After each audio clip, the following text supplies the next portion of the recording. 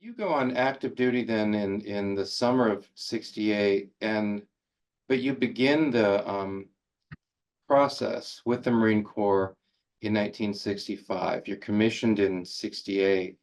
When you began the process in '65, that's pretty early in the Vietnam War. To what extent was the Vietnam War in your mind at all in 1965? Actually, quite a bit. I followed. I kept a map on my dorm room, and I was following mostly where the Marines were up in northern part of South Vietnam and I Corps, and I read everything I could about it, and Yeah. really kept up with it. And what did the war mean to you? I mean, at that time, did it mean primarily an adventure for a young man? Did it mean primarily the struggle against communism? Did it mean a mixture of those two things? I think it was more definitely the adventure aspect of it. You know, when you're young, you're full of piss and vinegar, and you don't think you're going to die or anything like that, and you would like that adventure.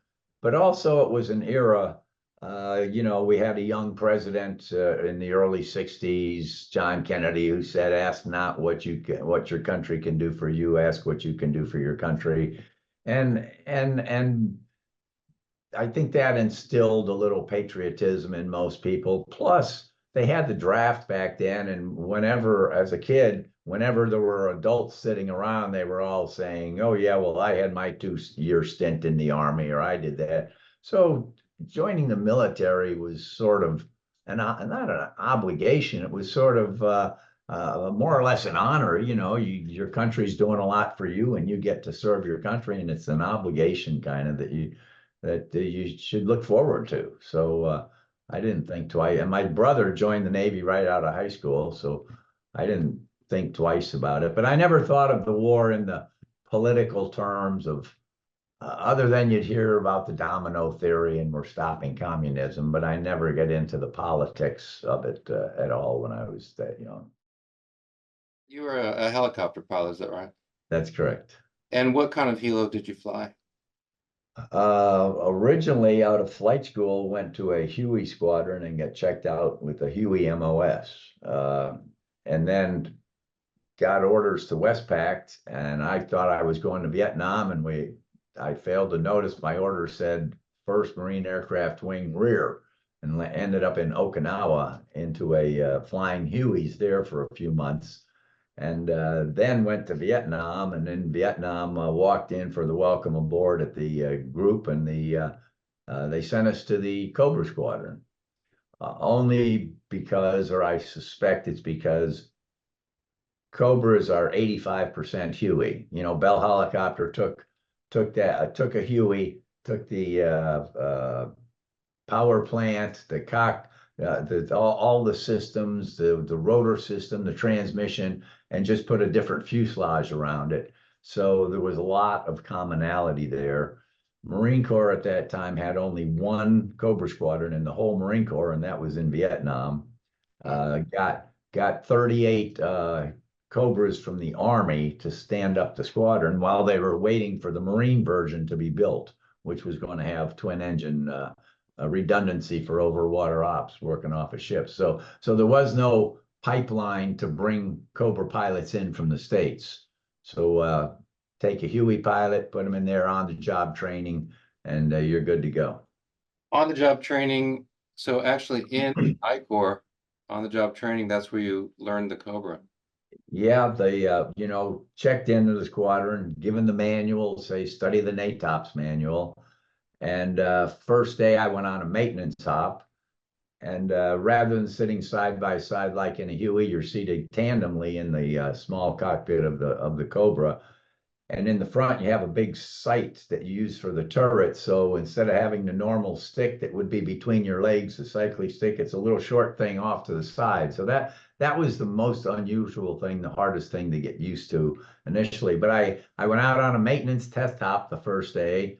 1 hour, got about an hour's worth of flight time, and as we were doing this test hop, and that was my first experience. Next day, I was on the flight schedule. Wow. and it was standby guns. I think it was mission 80. Our missions all had numbers, and I'm flying with a guy named Sid Baker, and we get this call, somebody's in trouble. Okay, launch. And we'd take off from Marble Mountain, and you'd turn south and go along this river, and you'd check your guns to make sure they're working. And uh, uh, Sid Baker says to me, check your guns. And I said, how do I do that? Oh, no. So, the sight's on a pedestal, and you have to pull a pin to release it from the pedestal, and then pull one so your sight can rotate this way and another so it can go horizontal. And he's telling me, look here for a pin to pull it. By the time I've just got the thing figured out what to do, and then he said, you pull this trigger to shoot the guns, and this one for the 40 millimeter. By And then, we were down in the Quezon Mountains, and there was a firefight going on, and so we'd always try to go in pairs. We call it a section of Cobras, and one guy would roll in hot. You'd shoot rockets as you're rolling off a target. The gunner in the front would shoot. The co-pilot would keep their heads down while the next guy's coming off the perch to roll in. So Sid's saying to me, "Oh, good shooting, good shooting, good shooting." All I saw was a mountain full of bomb craters. I didn't see a thing. I was just shooting away. But I mean, I had all of 1 hour from the previous day's flight time in a Cobra, and that is and we're out there shooting at the bad guys. that is unbelievable. Now you said that you're based or that you were at Marble Mountain. Is that where you were based through your tour in Yes. Yeah. so Southern I Corps then? Is that where most of your operations were then in that southern part of I Corps?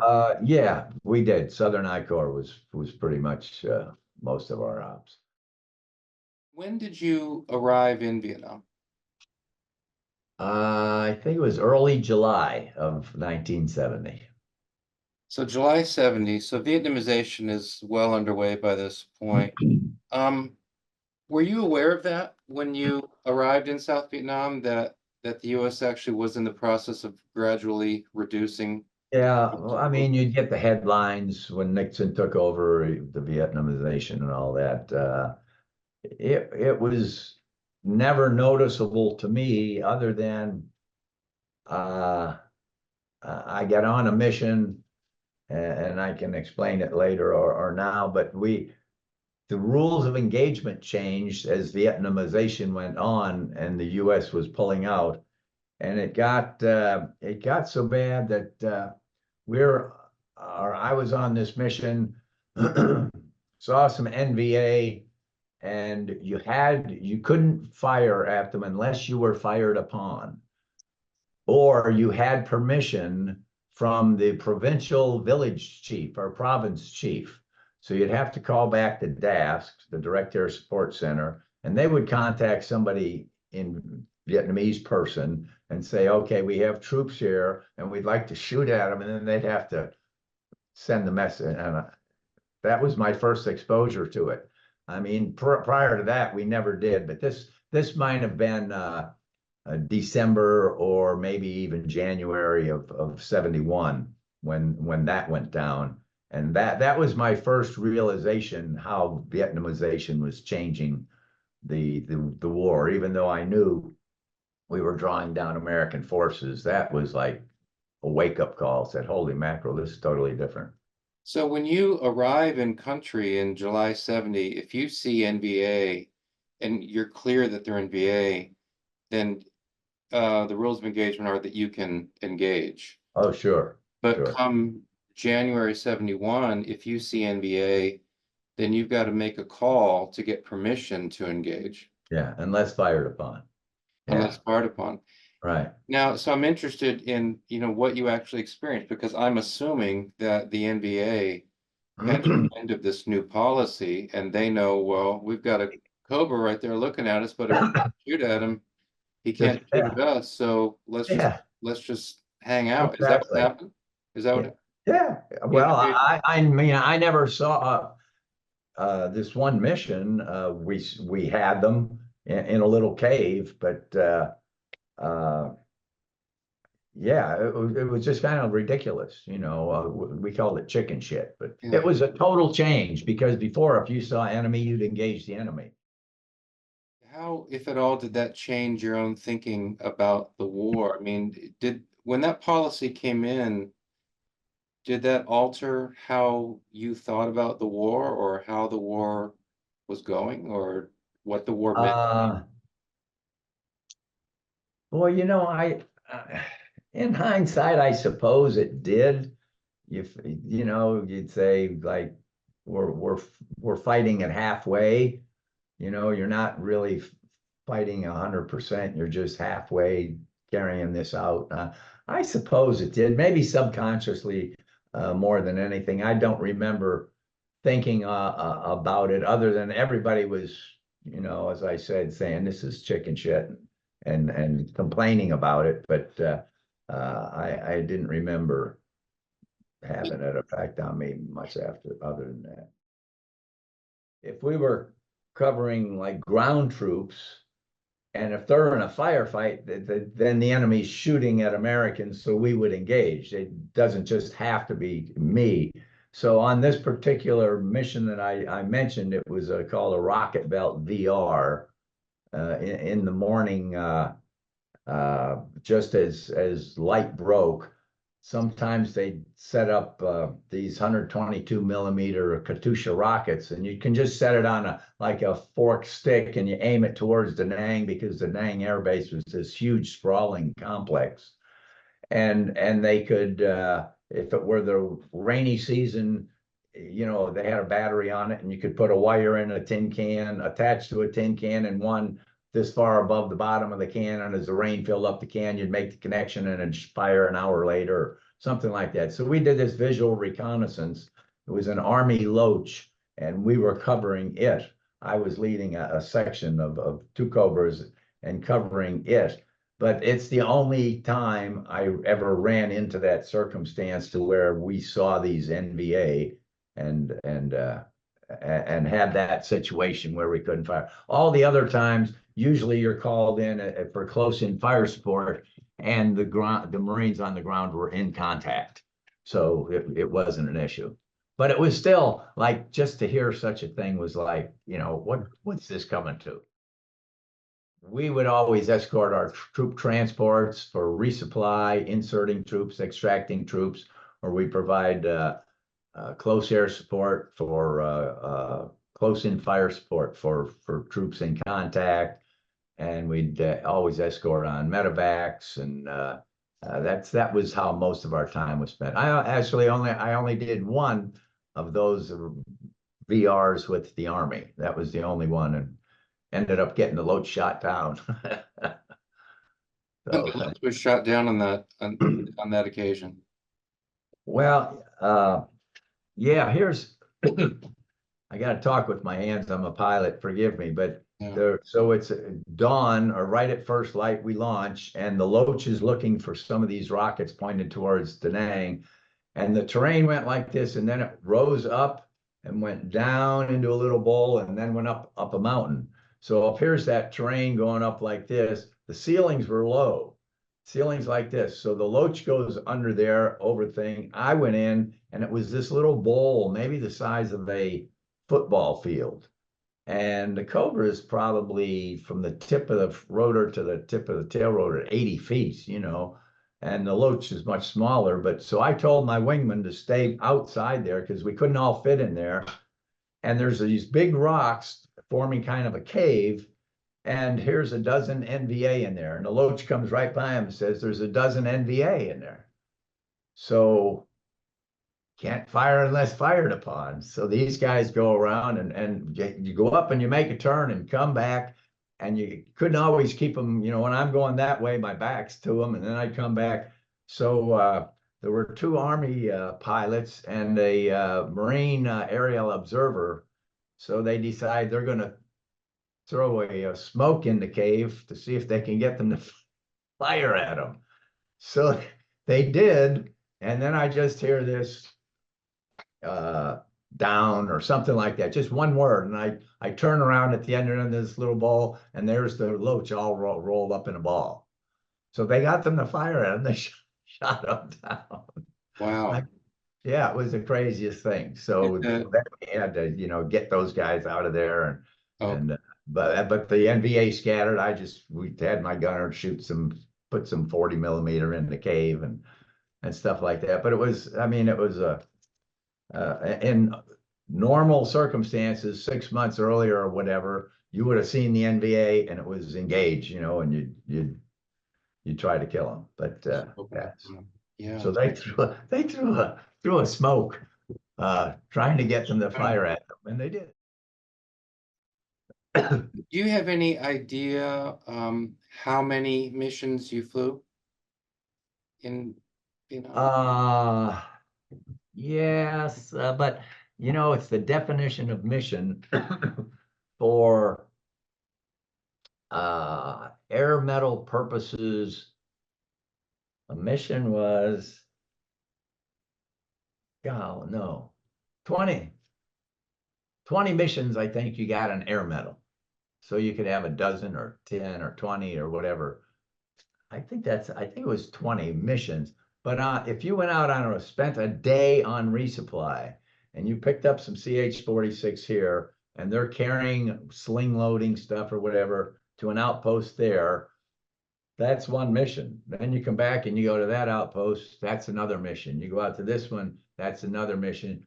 So on a day like that, resupplies were generally kind of rather boring because you're going to secure locales. I mean, every once in a while, unexpectedly, you'd end up in a firefight, but they could be generally boring and you could go get 5 missions in one day. So I had 26, I think, air medals, which is, was not that many, but 26 times 20, so 500 missions. But again, a mission you can sure. do multiple in one day. And so just focusing on that mission, then you've got helos out there then just, resupplying or maybe bringing something to troops. And then in the Cobra, you're providing security. Right.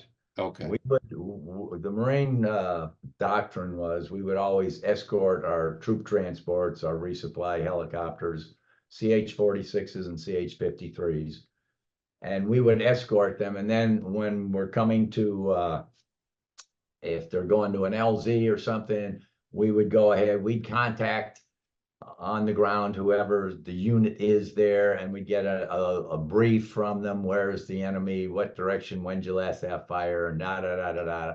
And then you tell them to pop a smoke so that they could see where the wind's coming from. And then the 46 would come in and we'd escort them in and then set up a wagon wheel pattern around them while they're in the zone. So Okay. our job was to lead them there, get the brief, then protect them while they're in the zone, and then escort them out and be it a medevac or a resupply or a troop insert, it didn't matter. That was the Cobra's primarily, that was our primary job, was escort. I mean, I say we did that more than any other mission. Even if it's a medevac, we're escorting a medevac. The other option would be close-in fire support, where you wouldn't be escorting transports, but you're just working directly with the grunts.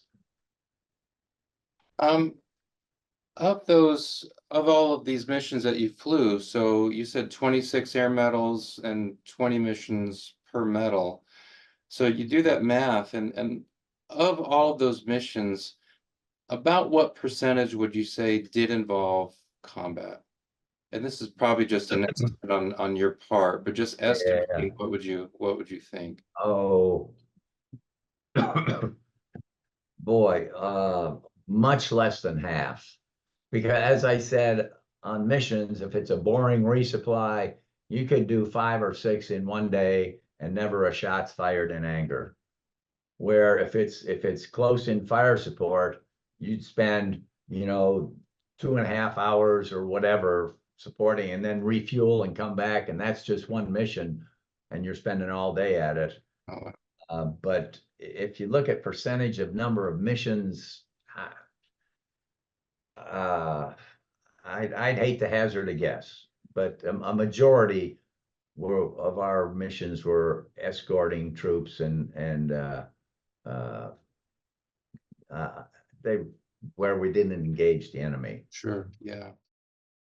One that rocket belt VR with the Army when the Loach got shot down was memorable, and not to dwell on it, but the reason is I was leading the section and I did not ask how many souls they had on board the Loach. I assumed I had never covered a Loach, an Army Loach before. I assumed they had two pilots flying and a crew chief, and then they had an aerial observer, an AO. So I'm assuming there's four people in there. And I should have asked. Well, after they get shot down and I come down and I only see three people. So I'm thinking there's another American somewhere. So all I could do, I couldn't shoot other than putting some 40 millimeter in that cave where the NVA were. All I could do was kind of hover around them, and we brought in a Huey, and the Huey landed and got them. And then I learned after the fact there were only three of them. But that bothered me for years to come, because you know, if I knew there were only three, I could have probably picked them up, or I could have done a better job.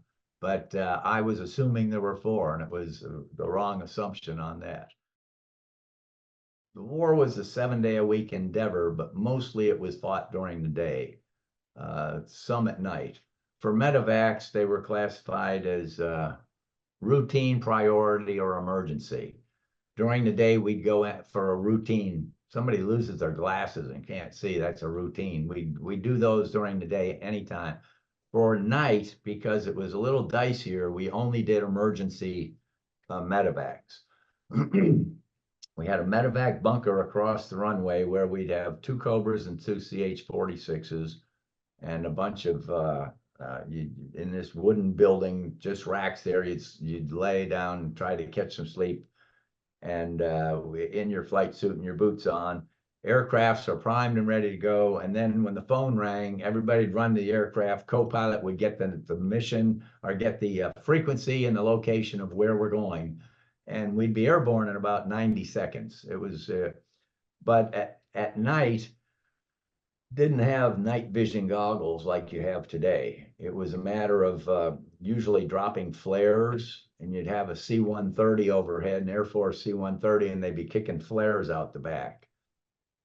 And the flares would burn for, it was like a million candle power, and they're probably this long under a little parachute, and they drop down, and it seems to me they burned for 200 seconds or so. I don't know why that sticks in my head, but anyhow, it was kind of eerie. And if a flare didn't light and you had to wait for the next one, it just got blacker than could be, just like that. And your eyes had to adapt. So it was a little bit hairy doing night medevacs. Plus, it was an emergency because we didn't launch for any others. So someone's dying, and oftentimes they're in a firefight.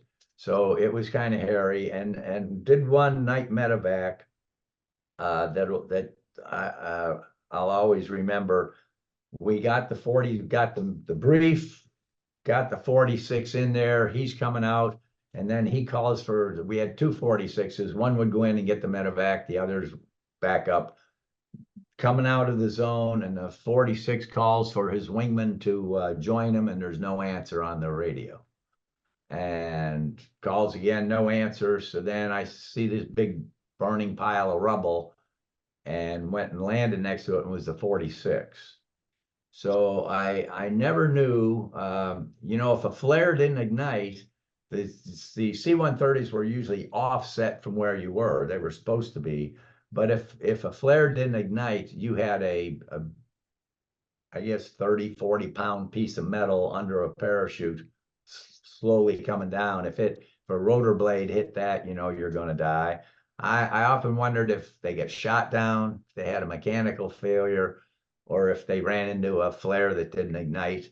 But we landed next to it, and guy was flying with it got out, couldn't get close to it. It was just, a burning ball of fire. Everybody was dead and burned up. But that kind of sticks with me, and I just often wondered what brought them down, because they didn't go into the zone. They were standing back waiting for us to escort us the lead out of the zone. But yeah, I'll always remember that one.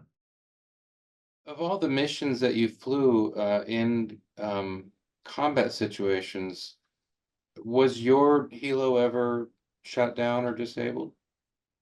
Never shot down, had like radio shot out or you'd get bullet holes in the rotor blades, or you'd find them afterwards in the fuselage or whatever. We sat in an armored seat, and there was one piece of armor, I suppose, about 24 by 24 inches over the compressor section of the engine. It was bolted to the cowling on each side of the compressor section of the engine because it's rather fragile. Uh, got uh, got one round hit that piece uh, of armor on the cowling right exactly on the corner of it. So if it had been a half an inch lower or to the right, it would have hit the engine, the compressor section, and we were single engine and would have gone down. But or took rounds through the tail rotor drive shaft and stuff like that. But I always came back, have my number of landings and number of takeoffs equaled, which is always a good thing. Now, were you aware of this very close call when it happened? No, afterwards you're inspecting the aircraft and say, holy mackerel, look how close that one was. Lots of times you would find bullet holes after the fact, after you landed on post-flight inspection. Were there occasions when you knew though that you had ground fire? I mean, you were well aware when you're flying that your helo had been hit, that your Cobra had been hit by ground fire? Well, you'd see tracers. Sometimes you'd hear it hit the fuselage. And well, it was on tailwind. We had our radio shot out, so you knew that. Had no gauges, had no radios, and we're yelling back and forth. But most of the time, if you just take a hit and it doesn't affect the system, like your tail boom is pretty much empty space, and you find holes in the skin Yeah. or whatever, and you wouldn't notice it until after the mission. And so even if you knew that your helo, you can see the ground fire coming, see the tracers. So even if you know that your helo's been hit, if you're on the way to um, to opening up on MBA who are engaged with Marines, you're going to continue, right? You're not going to pause or stop just because you know your helo's taken some hits. Right, right. So that's what I want to ask you about. And I know that this question is not really going to be possible for you to answer because it's not something that can be explained to someone who has never experienced it. But I'm thinking of the guys on the ground when they have incoming rounds. Most of the time they can do something. They can get low, they can get behind a tree, they can get behind a rock, they can at least, get their body as flat as possible. They can respond in some way. I'm always curious about helicopter pilots, you know, are flying a very complicated machine. They know that they're being shot at. In a Cobra, I mean, you've got these windows here. It's not like there's anything to hide behind, really. It just seems like a very vulnerable place to be. You know you're getting shot at, and yet you keep going. That's your job. You keep going, and I'm just wondering about the psychology of that. I mean, what has to happen psychologically to a Cobra pilot who knows that he's being shot at, who knows that his helo's been hit, and yet who continues on the mission? What has to happen in the mind of the pilot for that to be possible? Well, uh, that's a good question. I would think, you're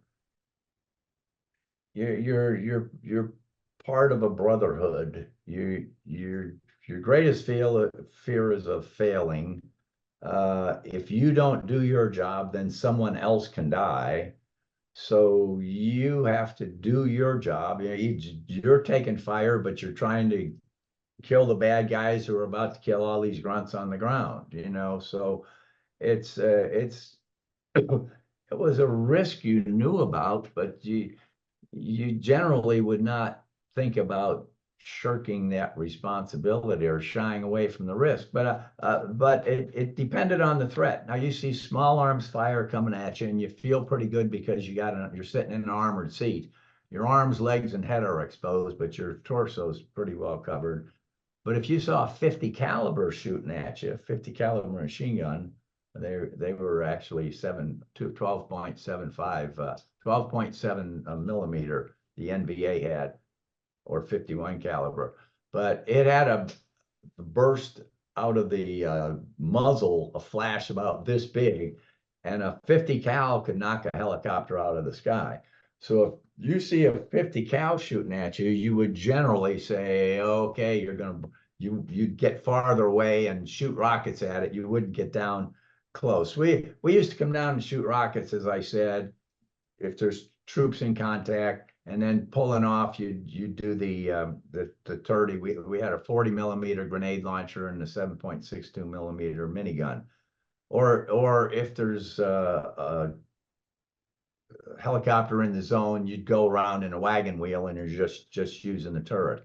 That you wouldn't, small arms fire, you're giving them small arms and that was one thing. But if you saw a 50 cal coming after you, or 51 that they had, it was a scary proposition because it could go, those rounds had about 10 times the energy of our 7.62 millimeter projectiles. So they were something you made the hair on the back of your neck stand up if you saw those. So in that case, then, a priority comes knocking that thing out. Well, you'd want to do that with rockets from afar. Yeah. But here's the situation. If you're on a medevac and the 46 is in the zone and you're circling around while they load the medevac and you take the 50 cal fire, you can't break out and leave because your primary job is to protect the 46. So you just have to kind of raise the pucker factor and hope they get them loaded on board and you're out of there in 60 seconds. Wow. One of the things you write is that the greatest fear was of failing. That's the greatest fear. And by failing, you mean, I'm interpreting you, when you say the greatest fear I had was failing, by that you mean failing the mission, failing, I think maybe especially failing those guys on the ground. Right, not doing your job. Because if it's a medevac, a night medevac, emergency medevac means someone's dying if you don't get them to the hospital. Yeah. We don't do our job, that young kid's gonna die. I Yeah. mean, yeah, that's motivates you. And so now you said that, before you get to Vietnam, you're aware of what's going on in Vietnam, but you're not really thinking a whole lot about the politics. You hear about the domino theory and all of this stuff. But you're not thinking about the politics of Vietnam. Is it true for you that when you're actually in Vietnam, that the politics are even less relevant? And what I mean is that, talk to combat vets and ask, well, what was the war about to you when you were in Vietnam? And the answer I hear pretty much all the time is the war was about me and the Marine next to me. The war was about getting as many Marines home as we could. And that's it. That's all the war was about. Exactly. Is that true for you? Yeah, exactly. I don't know that I ever read Stars and Stripes. I guessed it was around. I never listened to Armed Forces radio. We didn't have a radio, so news I get would be from letters from home, stuff like that. Or my dad, if sent a care package, there might be a local paper in it, but not much news about the war. It just wasn't relevant. It was a 7-day-a-week job, and it was to keep your fellow Marines alive and get out of there alive. So that was the focus. Couldn't worry about what was going on in Washington and Hanoi. Put yourself in that Cobra, and you're on a mission. Sometimes I'm assuming, you can see the Marines down there. when they're in a fight. Um, and so I'm just wondering what you see when you're looking at, you can, you're doing your job, you're focusing on what you're focusing on, but part of what you can see are these Marines down there that you're supporting. What kinds of things are you seeing? Uh, Boy, if you're on the typical rocket run, you'd roll in about 1,500 feet. You'd come down the chute, as we call it, fire rockets. Maybe 500 feet start pulling off, and you bottom out at 300 feet or something. You're busy flying. You get a glance if you're, and you might see the good guys over here or the gunners shooting, and he's trying to shoot at the bad guys, but you're more aiming. So you would just get glimpses of, you'd see bodies on the ground, these guys, and they're shooting that way, or you'd see tracers coming this from this way. And NVA generally had often had green tracers, so you could see red tracers and green tracers going. But uh, if you weren't doing a close in fire support, then or you weren't shooting, then you'd see people, but it wasn't a hot zone, and it was, you'd see people hunkered down in their bunkers or in their fighting holes and behind sandbags or trees or whatever, and stuff like that. But when you're in a firefight, in a shootout, you usually were pretty busy, and you just get glimpses of what's going on. Yeah. Since the war, have you heard from Marine grunts? You sort of swap information. What were you? I was a grunt. What were you? I was a Cobra pilot. Since the war, have you heard from Marine grunts who said You know, I basically thank you? I've I've just randomly have run across people over the years. Maybe they're wearing a ball cap or something, says Vietnam vet or something, and you get shooting the bull with them, and where were you, and da da da da, and they say I was in I Corps, and our call sign was Scarface, and when I'd say I was a Scarface pilot every once in a while, you'd get people, thank you.